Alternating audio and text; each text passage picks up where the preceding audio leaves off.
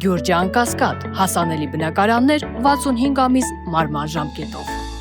Factor TV Արփի Հակոբյան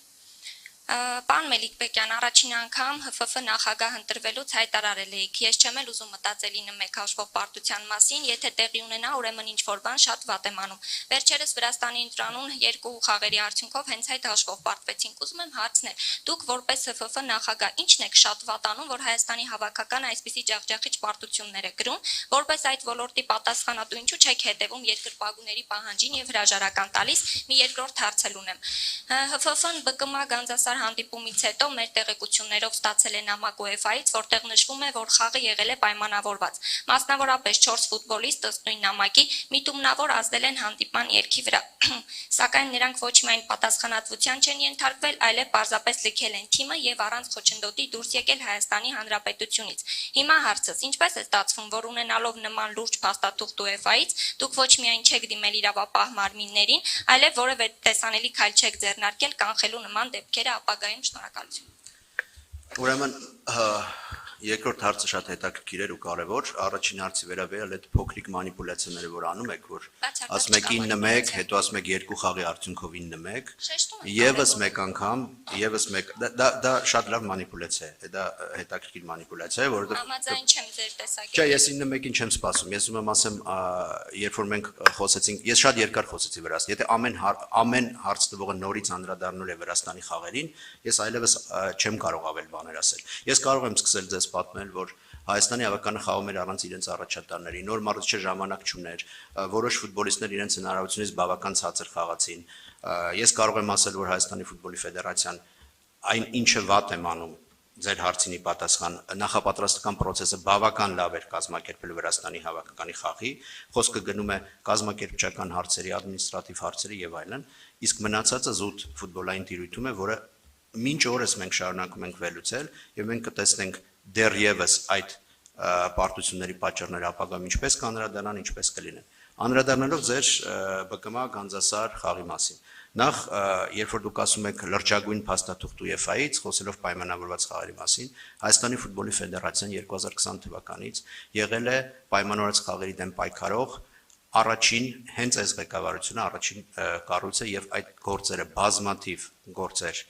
մենք որակազրկել ենք 45 ֆուտբոլիստ, որակազրկել ենք թիմեր, շարունակաբար աշխատել ենք թիմերի հետ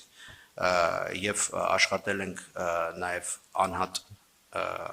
մարդկանց հետ, որպեսզի պարզաբանենք, բացահայտենք այդ ամենը։ Խոսքը գնում է նրա մասին, դուք ասում եք մի ոլորտի մասին, որ մենք ոչ միայն ամեն օր զբաղվում ենք, այլ ամեն օր կանխում ենք եւ ես ձեզ ասեմ, որ նվազումը Հայաստանում տեսական պայմանավորված խաղերի տեսական նվազումը գնահատականների շատ մեծ է եւ գրեթե ասել է սրոյի։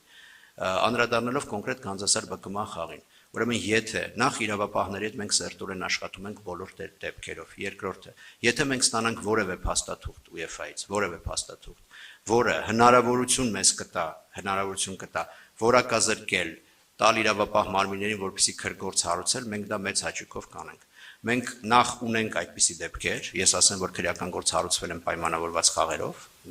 հենց հիմա կա քրեական գործ, իհարկե դա տարիների վաղեմություն ունի, բայց այն շարունակվում է, եւ կա նաեւ օրենսդրական բաց, որի շուրջ մենք նույնպես հիմա աշխատում ենք, որպեսզի ավելի փորձենք նաեւ խոսում ենք մեր ազգային ժողովի գործընկերների հետ, որպեսզի փորձենք այնպիսի օրենք ընդունել, որպեսզի կարողանանք ավելի հեշտ անդրադառնալ այդ խնդրին, որովհետև հիմա մենք չունենք օրենք պայմանավորված խաղերի մասին։ Մենք նման քրեական օրենսգրքում նման հոդված չկա։ Իսկ ինչ վերաբերում է դրան, ուրեմն որևէ փաստաթուղթ, որը կարող էր իրավապահների հետ համատեղ իրավապահներին տրվեր եւ գործողություններ սկսվեին, մենք չենք ստացել,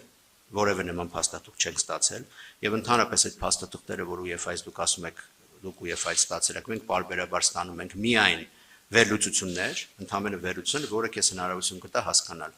Իսկ մնացածը դա Գանձասար ֆուտբոլային ակումբի տիրույթում է եւ ես կարող եմ պնդել, որ Հայաստանի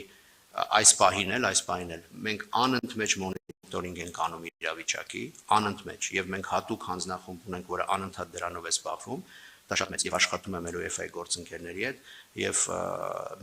միակ մեր նպատակը որ դաշտում ակոպանք եւ ես կարծում եմ մեծապես դա մեզ հաջողվում է իհարկե ամբողջ աշխարհում այդպես խուսափել ամբողջովին պայմանավորված խաղերից հնարավոր չէ բայց որքան դա հնարավոր է Հայաստանում դա արվում է